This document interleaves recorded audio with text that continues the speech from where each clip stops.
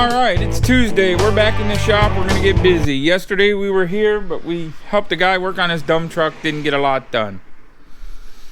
So we made a list for today. This is everything I want to get done today on the Falcon. I want to tighten up the motor mounts. I want to put it on the ground. I want to tighten up the tranny mount. I want to check the tranny angle. Check the carburetor levelness left to right.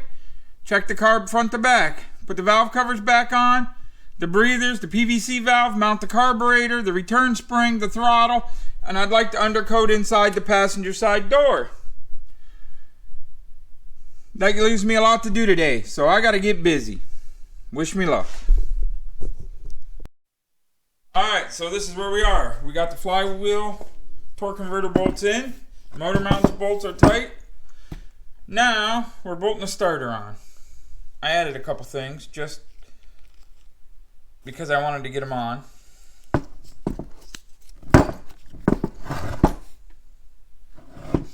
And get them done. I believe this is a ground to that. I'm thinking right. It may not be. I gotta double check and look. I don't think it is. Power in, I want to say that's the feed supply to the solenoid. Do not remove this lead. Crimp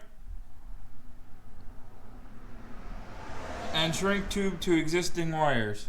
So that's our starter wire. This must have been from the machine shop that put the engine together for me. He must have put that on there to run the starter. We'll have to take that off once we get it going here, because that's our starter solenoid. But we're going to crawl under there, bolt this starter on, and see what we can do. Underneath of where we are here, we got some lights. We got a balancer, we got an oil pan, blah, blah, blah. Starter's in. Flywheel bolts are in. Tranny mounts in. Headers are on. So now, we are going to turn this thing over on the ground. We're going to put it on the ground and check our angles.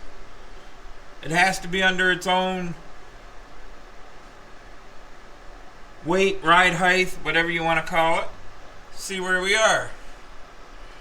We put 2 shims under the transmission, so if it's pointing up, we can bring it down. Problem we were having was this right here was hitting the oil pan. So I had to shim up the transmission, and that got that off the oil pan. So hopefully it'll work. And then we can move on to some other stuff. Alright, so we got it on all 4. It's on the ground. It is not on the dolly in the back on either side. It's flat on the ground. Obviously, I got to lower the ass end a couple inches because it's pretty high back there. But when I put my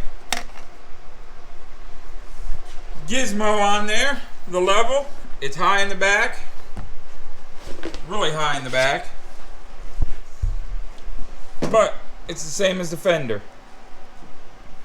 on both sides, same as the roof, same as everything. When I put my level this way, it's really high on the driver's side. When I put the level on the ground, it's really high on the driver's side. So, not having level ground, the only way to figure that out is to jack it up to where it's level.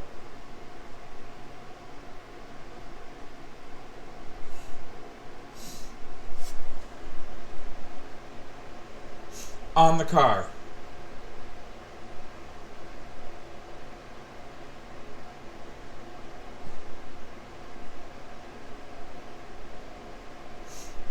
So I think we have that pretty good till we get the back end lowered. I cannot do the valve covers yet because I got to prime the motor and put the distributor in. But I can work on mounting the carburetor and all that good stuff. So that's what we're going to do now. Well, this is where we are. We got the return springs up, throttle linkage hooked up, carburetor bolted down. I believe we're ready to go with that stuff. We got to tighten up the bolts.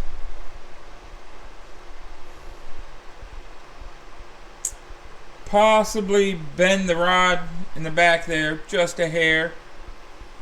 I don't know yet. We'll have to see how it starts and does what it does.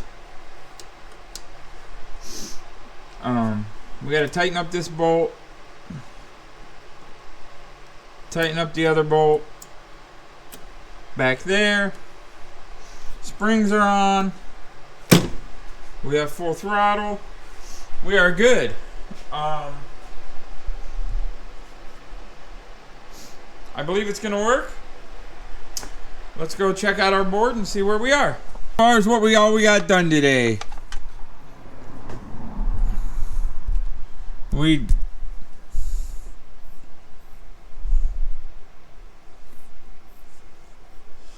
only thing we didn't do is the valve covers and undercoat the passenger side door. So we didn't do too bad. Tomorrow's another day. Let's see. For tomorrow,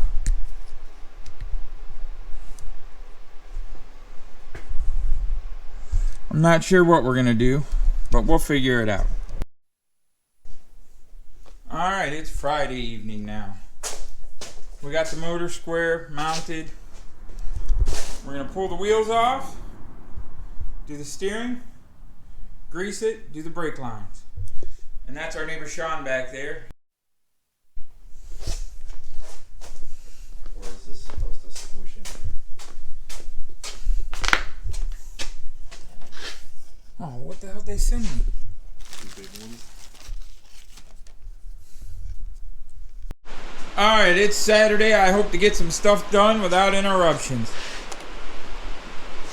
Yesterday evening, the neighbor guy did the taillight gaskets. We did the shock and spring covers, which I don't even know if you need them things, but they're bolted on. Now I'm going to do the tie rod end spacers, the front brake lines, and start buttoning some of this stuff up. Hopefully we can get something done. We have these little guys. This is what we're doing now. We got these in the mail from Mustang somebody. I don't know. Let's see what it says here. Mustang Steve is where we bought these little things. I'm not very good at opening packages with one hand, but we'll see what they are. Oh, he's got... Here they are. Little tiny spacers. Supposed to go in the tie rod ends. Tighten those bad boys up. We got some fancy directions here. Ball joint and tie rod and adapter sleeves. Clean ID of spindle hole thoroughly. Clean OD of adapter sleeve. Code ID of spindle hole with red Loctite, thread locker, compound, or equivalent. Place adapter into hole and spindle. It will not go all the way in until nut is tightened. Code OD of ball joint tie rod stud, light oil or WD-40. Install ball joint or tie rod in the adapter already in the spindle hole. Torque nut to spec. Align castle nut with hole and stud. Install cotter pin. Follow this procedure. We'll weld the adapter to the spindle so that the ball joint and tie rod can be removed later. Be sure body of the rod cannot contact the spindle arm throughout full range of spindle travel. Granada spindle arms are thick than Mustangs. If the tie rod can interfere with the spindle arm, the rod's separation is possible, causing damage to your vehicle, possibly injuring you. If this is a problem, encounter, simply grind the lower part of the spindle arm to provide clearance. There will be more than enough material. This is usually not a problem, but check it out. So there's the instructions. Here's the little doodads that are supposed to fit our Falcon with our disc brakes. Let's go see if we can put one of these in. We're going to start on this side, I think, because we already got it. We're over here. So I got to get a couple wrenches, take that little adapter off, see what happens. Alright, so here we are. We got our little hole cleaned out. We got some red Loctite, some oil, and our little gizmo. So now we're going to put red Loctite on this little guy and see how it fits in that hole. Wish us luck.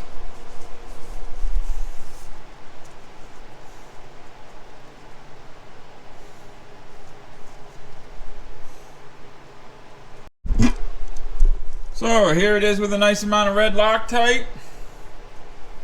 And then just like anything else, you just put it in the hole.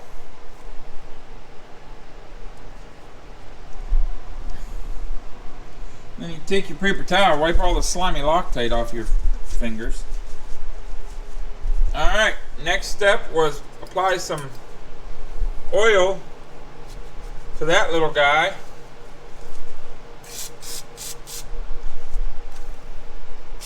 WD-40 on there.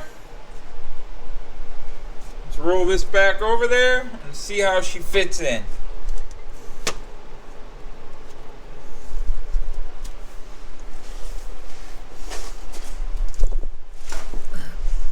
The directions said that little thing wouldn't go all the way in until it's put together.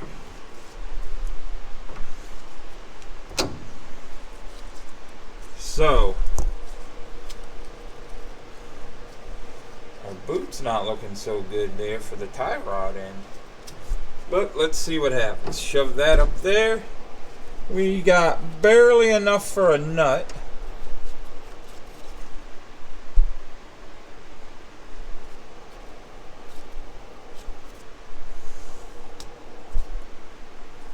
Let's see if we can tighten this down and get anywhere. If it starts to pull that thing through like it said it would. Or if it's just gonna screw with the boot here. So far I'm not liking this thing. We gotta figure out how to get that boot to stay on there a little bit better, I think.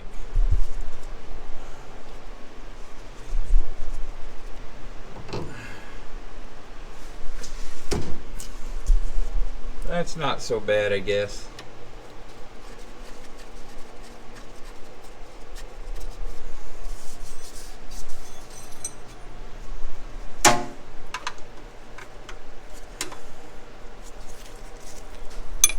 Alright, we're going to tighten this up and see what happens.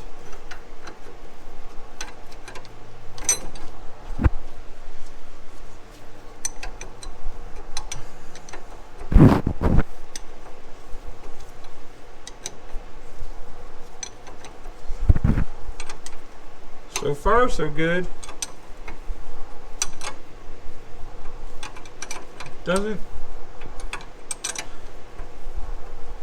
I don't know if the cone's actually moving or if just the tie rod boot is the tie rod are going up on it still. It looks like just the tie rod's going up.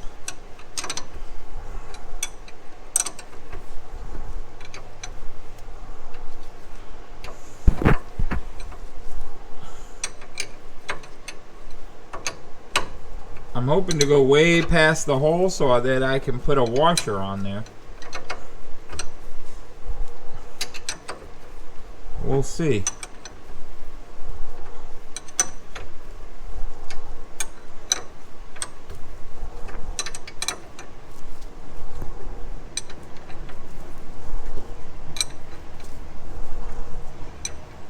we're just to the hole. So we ain't gonna be able to put a washer on there, I don't think.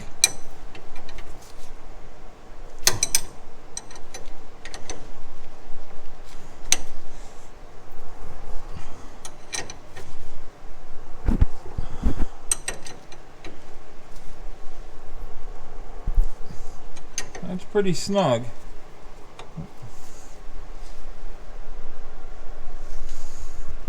A little bit more.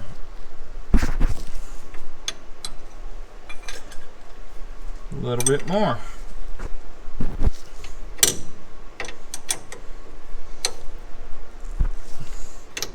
So there we have it. It's pretty good. Once we get the car on the ground and that goes back up, I do believe it'll work. We got to install a lot of cotter pins though. Whoever had this car had no cotter pins and nothing. And we got to hook up the brake line right there. And do some undercoating in here a little bit. But I do believe we have got it. That'll work. It's a lot tighter than it was.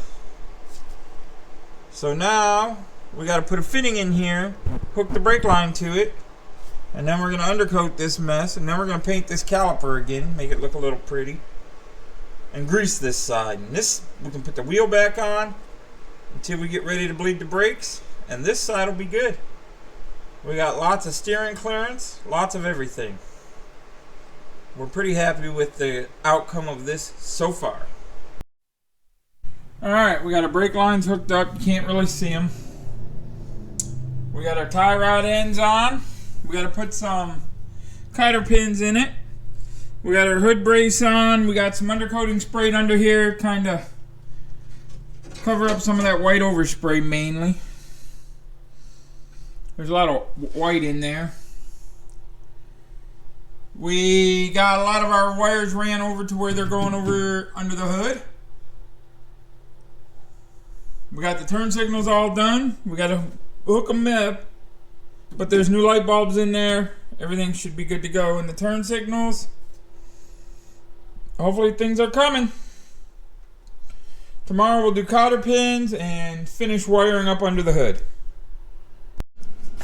Alright, so this is a list we made for today. It is Sunday. We got to finish up this video. I don't know why.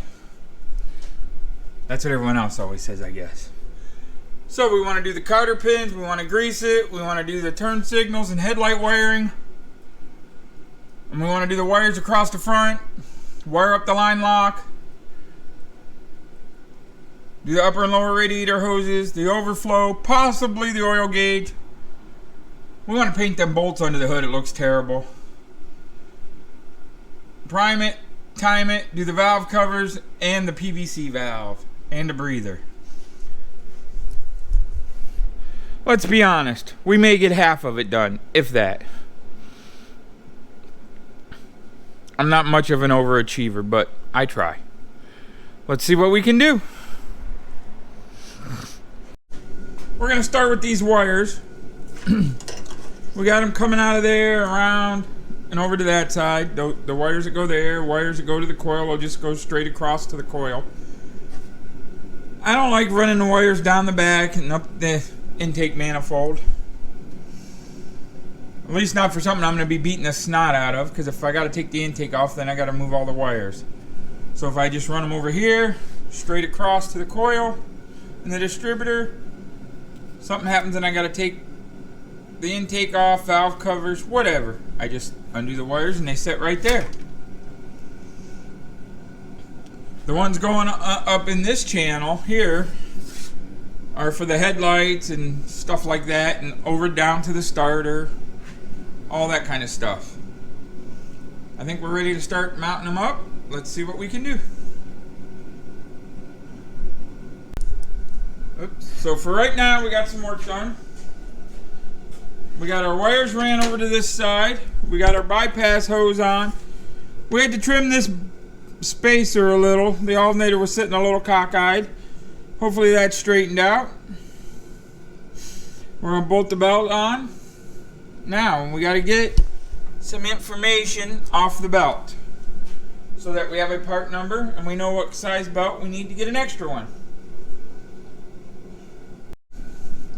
Alright, I'm going to put an overflow tank on here. I got to mark my fender where it's going to go.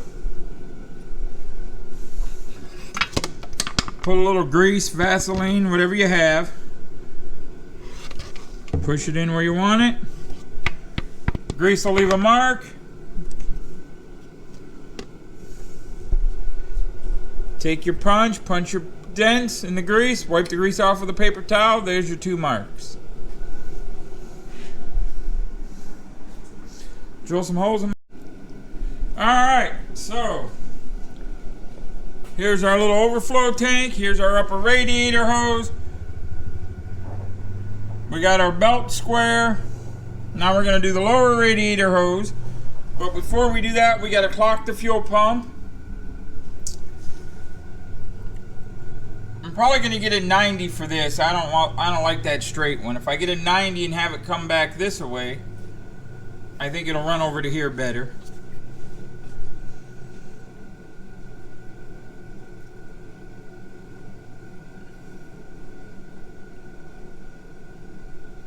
So we're going to go down there and start clocking the fuel pump and see what we got to do with that so we can get the lower hose on.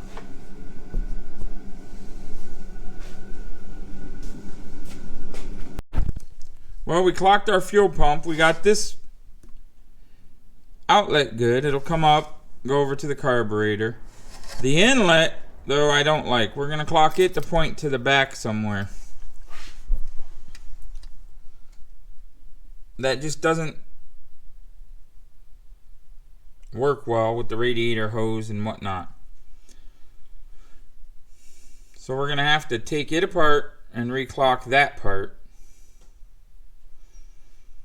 The bottom half. And then it should be good to go. Alright, so a little update on the Falcon. Front end's all done. Even the brakes. They need bled, but it's all done. All the underhood wiring's about 50% done. Steering's all done. Suspension's all done. Motor's in. It's level. Everything is good. Got to do the lower radiator hose and the temperature gauge, and the cooling system is done, other than wiring up the fans. I'm waiting on some parts. We have to then start working on the middle of the car, the shifter, drive shaft safety loop, drive shaft, and then to the rear end. I think we're going to make it. Me and Bagels are working hard on stuff. We're going to do the air cleaner. Update on Project Mini Bike. It's finally done.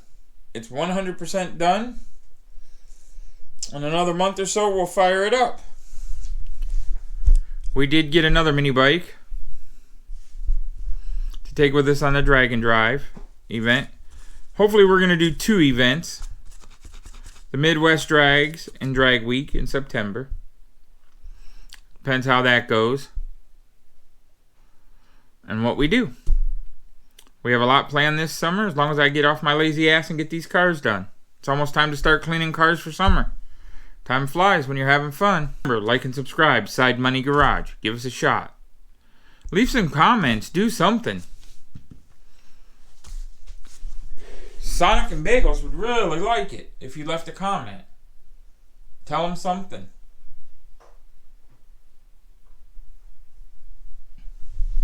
Maybe we should do some more remote control car videos. Let us know. I think next weekend we're going to a car show near Cincinnati if the weather's nice.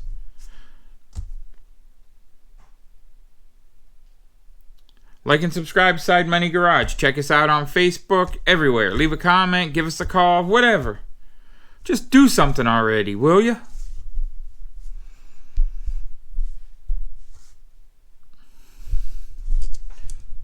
Bye, Bagel. Say goodbye.